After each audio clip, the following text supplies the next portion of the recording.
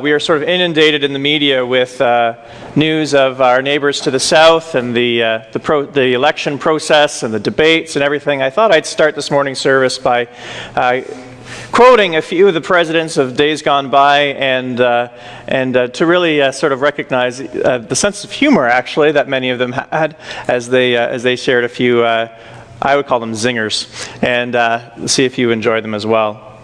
I'll start with Bill Clinton. He once said, "Being president is like running a cemetery. You've got a lot of people under you, and nobody's listening." Abraham Lincoln once said, "If I were two-faced, would I be wearing this one?" A few from George W. Bush. "These stories about my intellectual capacity really get under my skin. You know, for a while I even thought my staff believed it. There on my schedule, first thing every morning it said, 'Intelligence briefing.'" George W. also said this to Al Gore during the 2000 presidential campaign. "Thank you for your email.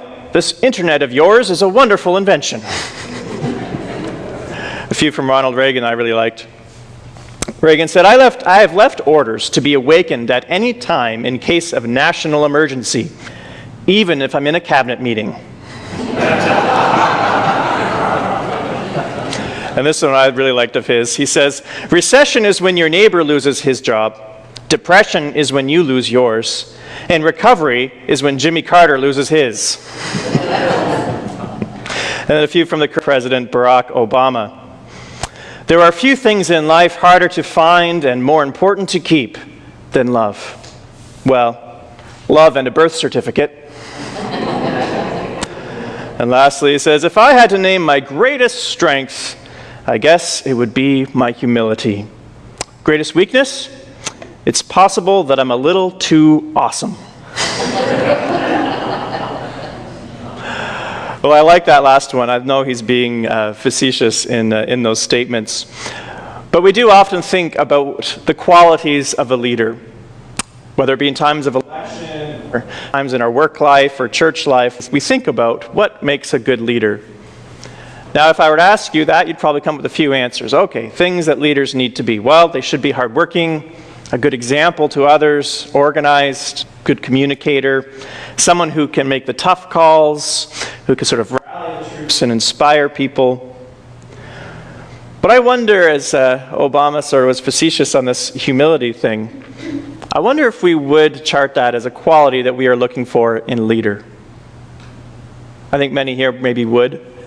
But I wonder if our culture really extols that value, the value of humility. In our gospel today, we hear the story of James and the Zebedee boys, James and John.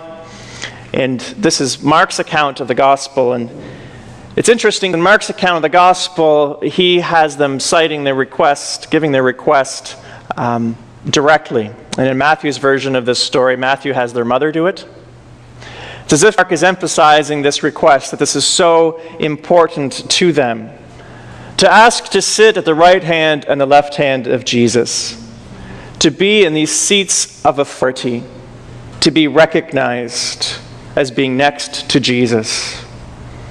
Now, they may have been sincere in desiring a place of intimacy and trust.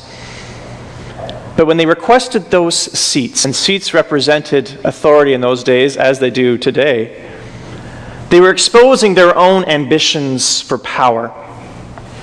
And Jesus uses the opportunity with the rest of the disciples to teach them another way. To teach them how to be a leader in God's kingdom. That in order to be the greatest, one must become the least. In order to be a leader in God's kingdom, one must first become a servant to all. Jesus lived this way. We hear the accounts of him ministering to everyone he came across. The sick, the crippled, the social outcasts, the prostitutes, to the thick-skulled disciples. And I'm even struck by how much time he spends engaging the Pharisees. People who saw him as their enemy, who plotted against him, and who eventually facilitated his murder. And Jesus, knowing all this, still spends a great deal of time talking with them, and in some stories even eating with them, I believe in order to expose them to the truth with the hope that they still might yet turn from their ways. Eventually, this way of giving of himself to others would lead to his death. And we hear at the end of the story today that the Son of Man, that Jesus would give his life up as a ransom for many. One writer says, this phrase expresses the saving character of Jesus' death, the act that redeems disciples who have a hard time being servants. By dying for us, Jesus becomes both the sacrifice and the high priest, whose job it is to make sacrifices on behalf of God's people. And that's what the author of the letter to the Hebrews is getting at this morning. He puts it this way: in the days of his flesh, Jesus offered up prayers and supplications with loud cries and tears to the one who is able to save him from death, that he was heard because of his reverent submission. Although he was a son, he learned obedience through what he suffered. And having been made perfect, he became the source of eternal salvation for all who obey him, having been designated a high priest by God. Someone said that Jesus here in this passage is said to have been vulnerable to the weakness of suffering. He wasn't above it or beyond it, but he experienced it himself. The wisdom of this insight deserves constant recall. The ability to deal with the needs of others emerges, and I think this is so important. The ability to deal with the needs of others emerges not from one's own strength, but precisely from one's weakness. It is as we have learned to experience and to find hope in the midst of our own trials and suffering, those are when we learn. Those are the times we grow. And we are able to share that growth and learning with others. Jesus did it in his life and ministry. He is the one offering healing and reconciliation. But he's also offering the means by which that miracle is enacted, his own flesh and blood. And so he becomes the sacrifice. But he is also the great high priest. He is the suffering servant. And he is the Lord of all. He is the wounded. And he is the healer. Yesterday at the Caregivers Conference we held here at St. Matthew's, I spoke on about one of my favorite authors, Henry Nouwen, and his book, which is called The Wounded Healer. And he talks about what it means to be a caregiver, a minister, a healer really, who moves out of one's own weakness and being able to share and bring healing to others. He tells a story of a Rabbi Ben Levi, who came upon the prophet Elijah one day while Elijah was standing at the entrance of a cave. And he asked Elijah, "When will the Messiah come?" And Elijah replied, "Go and ask him yourself." "Well, where is he?" "Sitting at the gates of the city." "How shall I know him?" "Well, he's sitting among the poor, covered with wounds. The others unbind all their wounds at the same time and then bind them up again. But he unbinds them one at a time and binds it up again, saying to himself, 'Perhaps I shall be needed. If so, I must always be ready, so as not to delay for a moment.'" Nouwen goes on to talk about the Messiah, as the story tells us, is one who sits amongst the poor, but who also has to spend time binding his own wounds. But he does so one at a time because he doesn't know when he'll be needed. And this is the way it is with the minister or the healer, or I would say the disciples of Jesus. There are times when we must bind our own wounds carefully in anticipation for the moment when we will be needed.